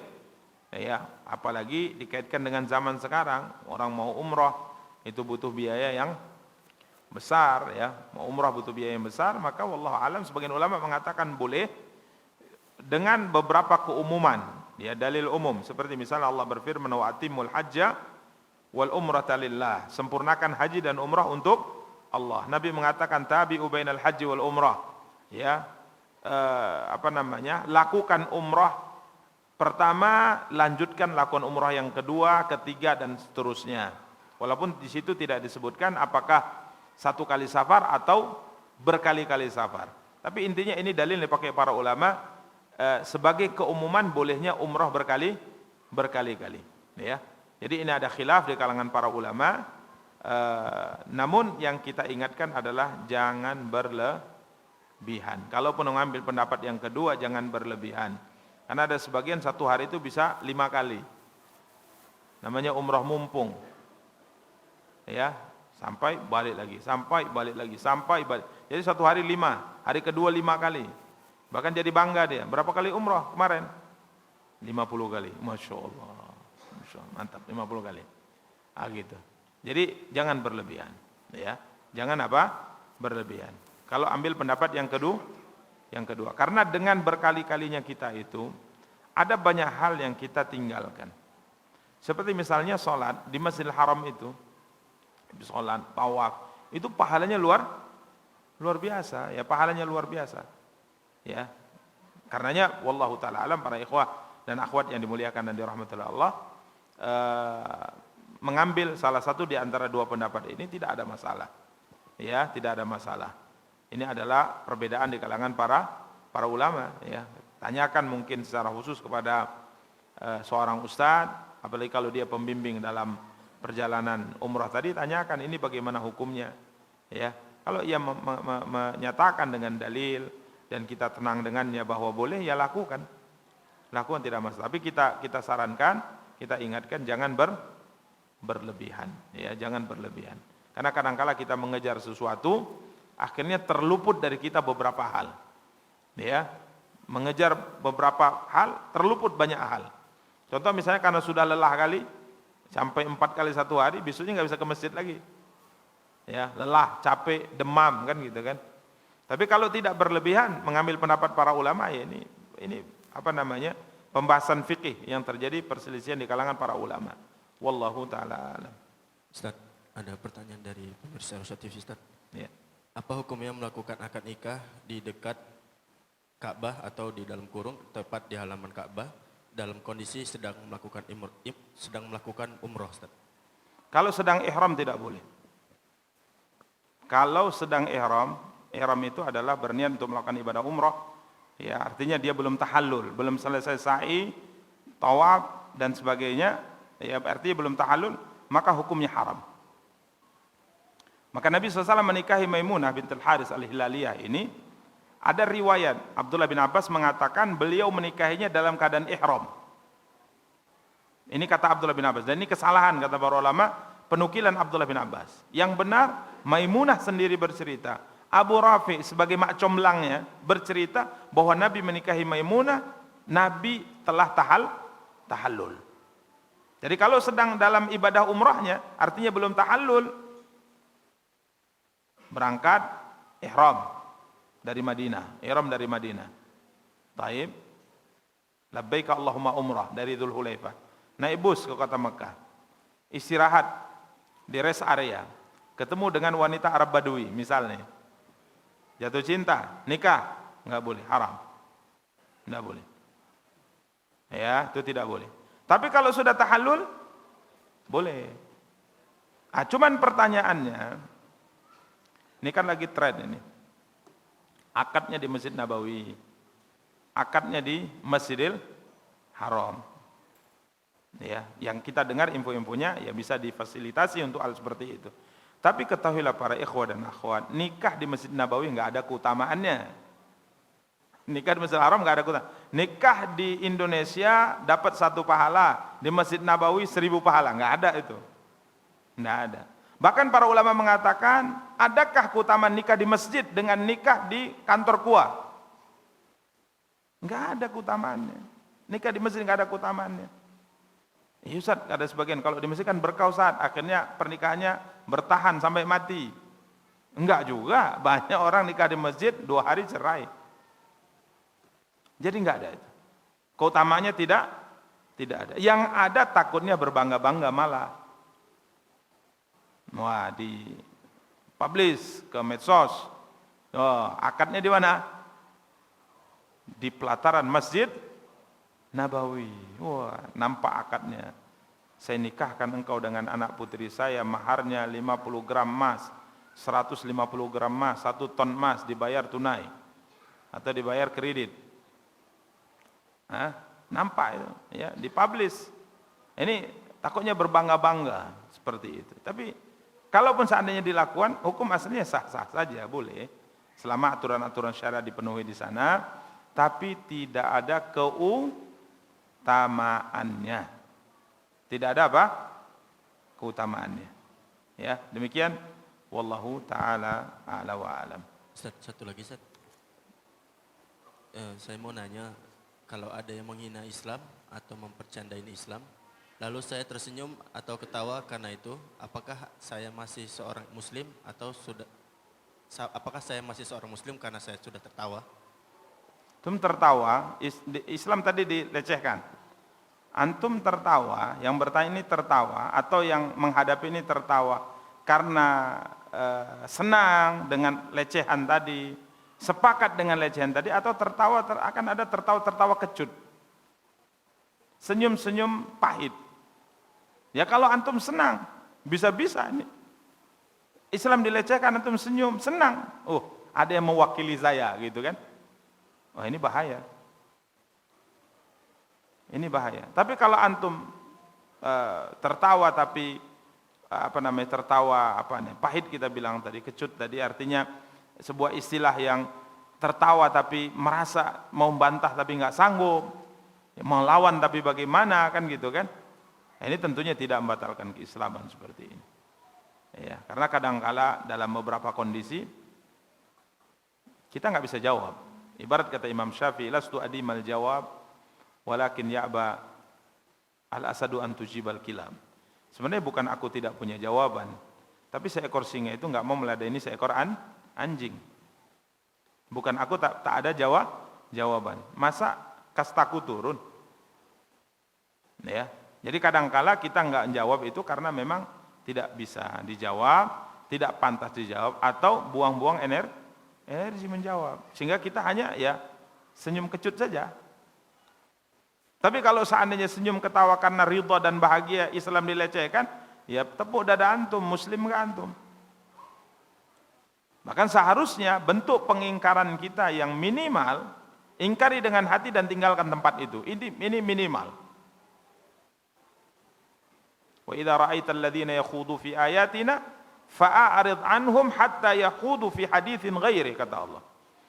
Ya, jadi kalau ada orang-orang yang melecehkan Islam, meremehkan Islam, kita tidak mampu membantahnya saat itu karena beberapa alasan dan kondisi misalnya, maka minimal ingkari dengan hati. Ingkari dengan hati. Ingkari dengan hati itu dengan cara apa? Karena benci kita dengan pembahasan itu, Allah mengatakan tinggalkan. Tinggalkan majelis itu, tinggalkan tempat duduk itu sampai mereka berbicara perkara yang lainnya. Ini minimal ya, bentuk pengingkaran dengan apa?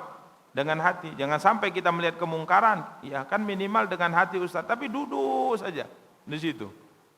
Ya, mana pengingkaran dengan hati? Orang kalau sudah benci itu pasti akan menjauh. Orang kalau sudah tidak terima, dia pasti akan menghindar. Tapi kalau saat ini kita mengatakan, saya tidak terima, minimal dengan hati Ustaz, tapi tetap nyaman duduk di situ, bahkan kadang-kadang senyum-senyum terus, ikut ketawa-ketawa terus, ini dikhawatirkan sebenarnya pengingkaran di hatinya tidak ada. Nasallallahu alaihi wasallam. Wallahu a'lam. Cukup. Baik, semoga yang kita sampaikan ada faedahnya. Kita cukupkan. Subhanakallahumma bihamdika asyhadu an la ilaha illa anta astaghfiruka wa atubu ilaik. Wassalamualaikum warahmatullahi wabarakatuh.